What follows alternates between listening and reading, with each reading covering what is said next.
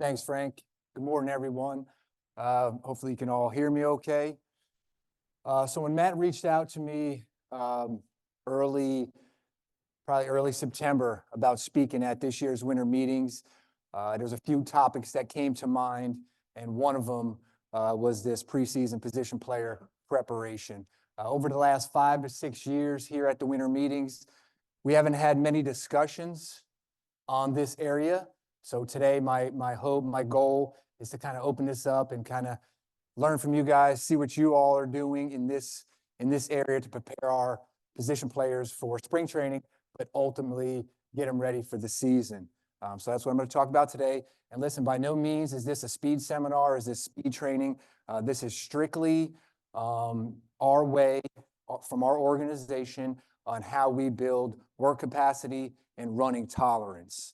So again, this is not speed training. This is about building work capacity and running tolerance. And that's what I'm going to speak about today. And at the end, we'll kind of leave it open for discussion. So right now, we're in the off-season months. We're all sitting here thinking about our players, how we can best prepare them for spring training and the season. So right now, we're sending PDF documents. A lot of us have an app, a training app. We're communicating with our players, calling them, sending them messages, checking in, documentation during this time. But we don't really know until we show up to spring training what kind of condition our players are in until they show up to our campus. Because of this, we created this system and this process, and that's what I'm going to share with you today. So our goal and our vision is to expose our players to as many different stresses as possible during spring training while building running tolerance and work capacity. Today, I'm going to speak on the acceleration, the top end speed, our curved running or base running that we do, and some of our agility or multi-directional training. This is nothing earth-shattering, but this is kind of how we approach our spring training to prepare our players for the season. Some things to think about also when our players arrive. We got to take into consideration the travel, the family dynamics, the lack of nutrition, lack of sleep, the lack of training, and then the assessment day with blood work and everything going on that one day. So take that into consideration as you start to program for your players the first week of the spring training. Communication, like we've been talking about all this morning, very important with our medical staff, sports science team, analytical department. We're very big on analytics with the Rays. Our base running coach always involved in this type of training, and then we all enter this information into our workload management system, and we also utilize some technology with our rehab, but hopefully in the next few years we can include that a little bit more. So our big why. Biggest thing, injury reduction and improved performance. Listen, we compete in the AL East. It's probably arguably the toughest division in sports. From organizational wide, we want our players to be ready to go that first week of the season. We got to come out of the gate hot, win as many games as possible in that first 2 weeks of the season. And there's a big emphasis on making sure our players are prepared to run. And that's what I'm going to talk about today. Our ranges for program and distance, running volume, we typically stay in that moderate load between 150 and 250 yards. We feel that with the amount of ground balls, the amount of fly balls, the amount of batting practice that they're taking, the extra volume will help build more of the work capacity. When they get done off the field, our guys, they're going to go to the cage and hit more. They're going to go take more ground balls. So we have to keep that in mind. When you start getting into that 300 range, that's kind of where we are in the offseason right now. You start hitting that 300-yard range, that's when you're like, you know what? This is a good workout. But we got to keep in mind and consider all the ground balls, all the fly balls, all the swinging that they're taking, and run it on and off the field. So our position player workout. So in spring training, they give us about 15 minutes early in the day. We use the first 5 minutes for a warm-up, general preparation, lots of dynamic mobility movements, and then we have 10 minutes allotted for our training, so to speak. And today I'm going to talk about how we do our base run, acceleration, multi-directional, top end speed. We break it up into these categories. So every home game that we have, we're running bases. Okay, we're going to micro dose our base running. We're going to do them every day. When the team's on the road, the stay back players between 12 and sometimes up to 18 players that we have, then we're going to rotate through an acceleration day, a multi-directional day, and then a top end speed day. So that's kind of how we group our players. And then we'll be able to look at our workplace, our software, and be able to say, okay, this player's had 2 acceleration days, this player's had 2 top speed days, this player's had, 1 multi-directional day, and then we can kind of figure out where they are. This is our menu, so to speak. So it's pretty basic. You can see, I'm going to get more into this in a little while, but our base running day, acceleration, multi-directional, how we warm up with some dynamic mobility, how we prime them, some certain exercises that we include in there, and then the actual workout under the training section. Base run, like I said, we're going to microdose these every single home game. So we'll warm them up.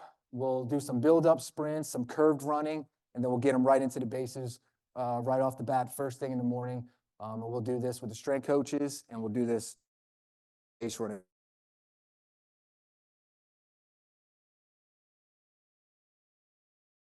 Communicating with our base running coach. We're out there. You all know what base running looks like, but here you go. Putting your different angles, and they're able to work on skills at the same time. Acceleration day, again, 15 minutes. During this time, we include some running drills such as marches, switches, straight leg runs, skips, and then we go right into the training. And we're either going to do some half kneeling starts, face down starts, or some half kneeling projections, depending on the day. And then we'll hit some with resisted running, some sled sprints, typically 4 to 6 of those, roughly 20 to 30 yards, around 80%. Then we'll unload them, and then we'll hit 1 or 2 max speed sprints at about 30 yards. So like I mentioned, the half kneeling starts, our coaching, our cueing is push down and back, down and back, down and back. So we'll line up all of our guys. We'll get them down on the knee. Maybe we're working on projections that day. Hey, just push down and back, down and back. One big explosive push. And we do these with our major league guys. So the first video here, you'll see it's just a half kneeling projection, exploding out, staying low. We weren't able to have our players get any video of our players on these, so I went ahead and performed these. That's why they're probably a little slow there. But those are our half kneeling projections and starts. We keep it very basic, like I said, but to have our major league team, all the position players that are staying back on this day, do that and get some good work out of it. Here's the face down starts. We just stay down. Whatever coach is out there, we'll have them all lined up. We're saying relax, relax, relax. Bam. We clap our hands, say go. They'll accelerate out. Driving out nice and quick. They'll walk back. We give them some rest. Like I said, we have 10 minutes allotted for this time, so we can really take our time and focus on good quality training. There's our acceleration day circled. So pretty much we're starting at the top. We're going to kind of move them around a little bit. Then we'll do some dynamic mobility. We do include some ground-based mobility because right after this, we got to remember that they're going to go and start swinging and throwing too. So we like to get the body ready for that. And then we'll go into the half kneeling projections or face down starts. And then we'll do the resisted running. And then they go right on to their day. Multi-directional day, same thing, 15 minutes, a variety of mobility, flexibility movements. During these days, we like to use some bounds, some 45-degree bounds. Typically, we stick with the 2-cone or 8-cone drill. It's pretty easy to set up. If you have a lot of cones out on the field and you have a major league players walking out and they take a peek and they see 50 cones set up, they might use a couple choice words with you. So we try to keep maybe 2 groups of sets of 8 cones, and we quickly move them through. Here we'll have the players lined up. We just accelerate, and our goal is to cue plant and push, plant and push, plant and push. When our players are going through these drills. So We typically like using this 8-cone drill here, and we'll do both sides. And then we'll add in the shuffle. So it's a little shuffle, plant and push, sprint, shuffle, plant and push, sprint. And we kind of move them through, and then they're done. They can go on about their day. Some of the 2-cone combinations we have here, we can easily set that up. And like I said, we're talking major league players, 10, 12 players at a time. We can quickly move them through some of these movements here. There's our multi-directional day. We're going to start with the warm-up, dynamic mobility. We'll hit some pogo hops or 45-degree bounds, like I said, and then we'll set them up with some cone drills. And again, strictly focusing on quality work, taking our time with the players that we have that are staying back.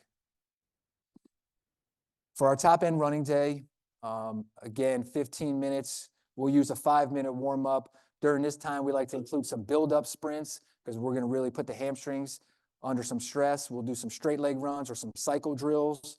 And then we'll start out week 1 with some flying sprints. Like I said, we're keeping in mind, that first week of the players coming in and traveling. But typically this is when games start. And then we'll work down to week 2, week 3, week 4, where we're doing a 30-yard buildup and then accelerating for 30 yards. Really taking our time. The emphasis is on quality work, allowing these players enough time to get back, to get set up, and to repeat that. And there's our top end running category right there. Like I said, the big difference here is we're doing straight leg runs, a lot of build-up sprints before going into our flying sprints or top end speed. Transition to in-season. So we like to use this time during spring training to have conversations with each individual player. Okay, what does our pregame warm-up look like? Are they coming into the weight room? Are we throwing med balls around? Are we using different bands? Are we including some mobility and flexibility exercise? So we like to use this time during spring training to start to have those conversations with our players. And then what does it look like when we go out onto the field? When we go on the field, some guys like doing resisted running. Some like doing different bounding drills. Some like doing acceleration starts. So we like to have that conversation. So I know as a coach, and our other coaches know that this player likes to do this certain drill before the game. So it's very important to start to have those conversations there. Also, as we transition to in-season, we like to use StatCast. So we get this workload report each and every day. Gives us the list of our players, of all of our position players, when they performed their last max effort sprint. So we have it set at 90% of their top speed. But also keep in mind that this will not register if they ran it, they ran first to third or second to home and they hit 85% of their top speed. So that's why it's important to also watch the game, watch your players run, and then watch them during their pregame warm-ups. So we like to have 3 to 4 max effort sprints before they go play the game. So we also have to keep that in mind. But if they start getting into the yellow, that means they haven't sprinted in about 3 days. Then we will approach that player. And this is usually kind of your backup players, your utility players. And then if that's the case, if they're getting into that orange zone, they haven't sprinted in about 4 or 5 days, then we'll bring them out prior to the day. We'll warm them up with some running drills, skipping, marching, high knees, straight leg runs.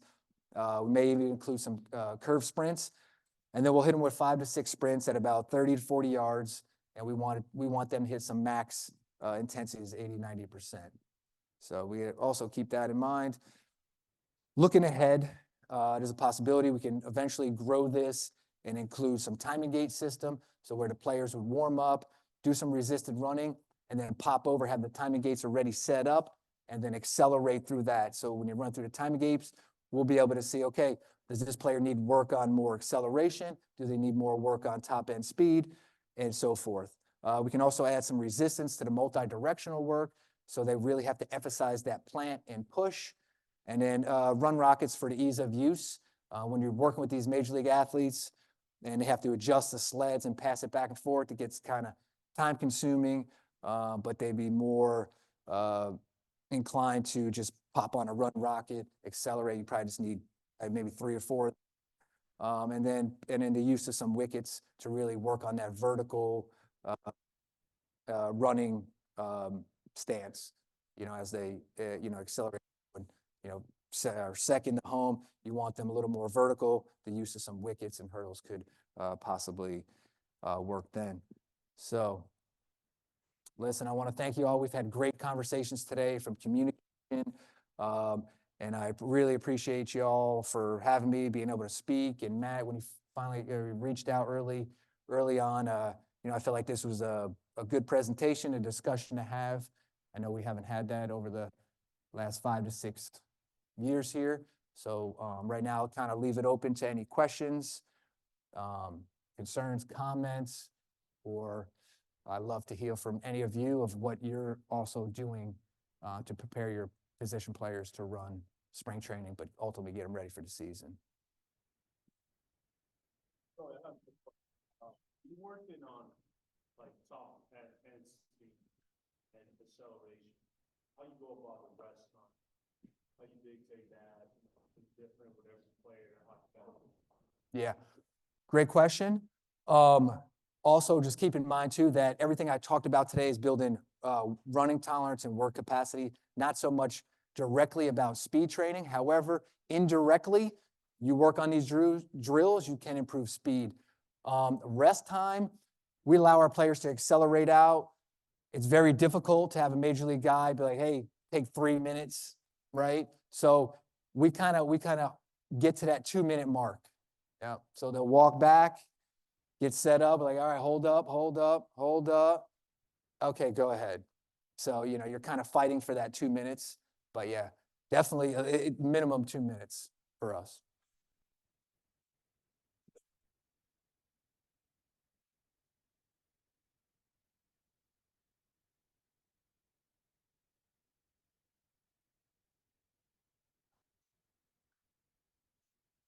Yeah, great question. Yeah, so some of our veteran players, some of the guys that are not going to be playing in games right away or only play 3 innings, we just really emphasize, hey, listen, it's important. Like you're, extremely important piece of this team. We need to make sure your legs are ready to go because we got to come out of the gate hot, especially late in spring training and then opening day on.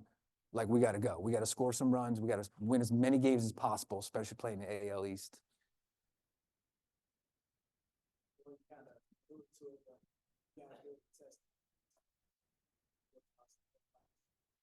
We do. We're a little bit more so now. I think over the next few years we will, but we do force plate testing. We use a Swift jump mat for ease of use, but we're looking to grow that area a little bit more moving forward.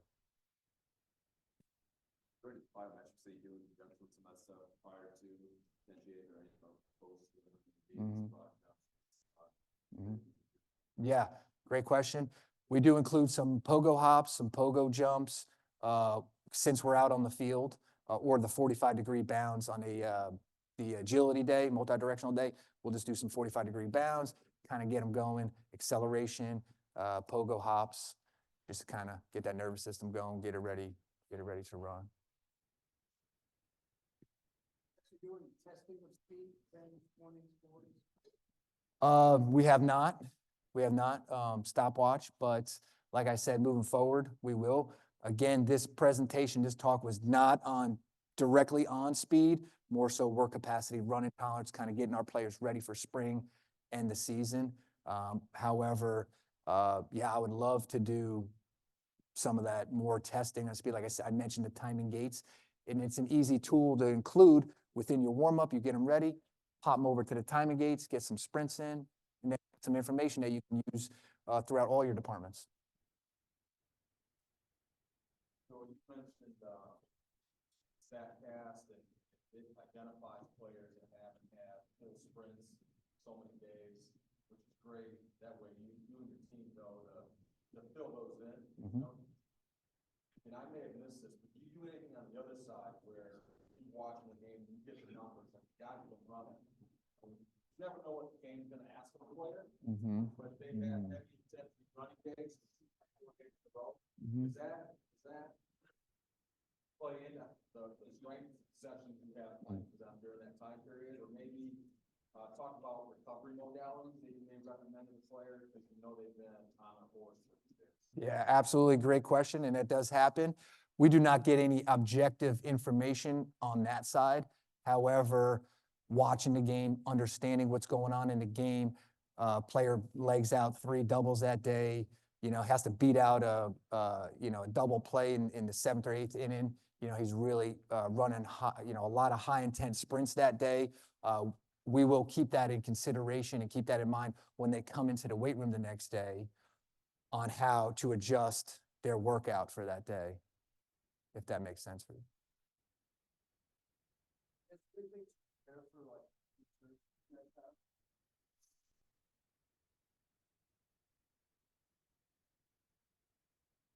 Yeah, good question. Yeah, playing on that turf every day. We do not, other than going out and actually, taking fly balls and ground balls and running around on the turf. That's pretty much what we do to prepare playing on the turf. We may get guys up there a little early on before the season to kind of get on that turf a little bit earlier, but yeah, that's about it. No, strictly, but we can get guys up to Tropicana, and they have a lot of things going on, so it's tough to get inside Tropicana field and on the field, actual field itself. But we're usually able to get on there pretty early on before we start the season. And it was nice being home last year. Last year we spent a little time in Orlando, and then for like a week or two, and then the rest of spring training was at Tropicana Field. So that allowed us to be at home a little bit more and get used to the turf.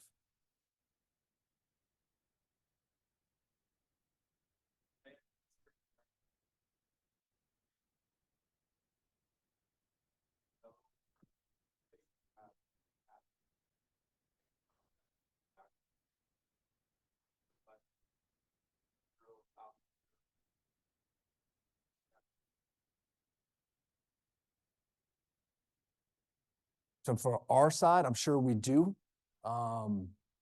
However, I wouldn't know that off the top of my head right now. I'm sure we can easily look that up. Yeah.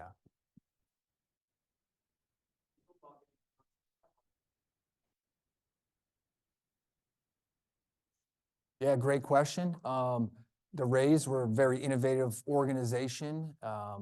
They allow us to do a lot of different things that you wouldn't necessarily, you might not have the opportunity in other organizations.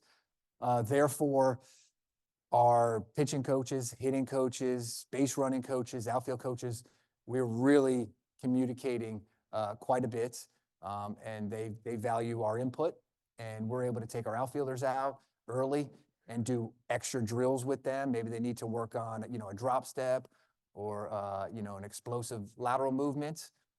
The outfield coach will be right there, right alongside us while we're working with this player, and it builds trust with that player. The player's like, okay, the outfield coach is getting me out, to work with the strength coach 5 minutes before doing their outfield drills. That says something.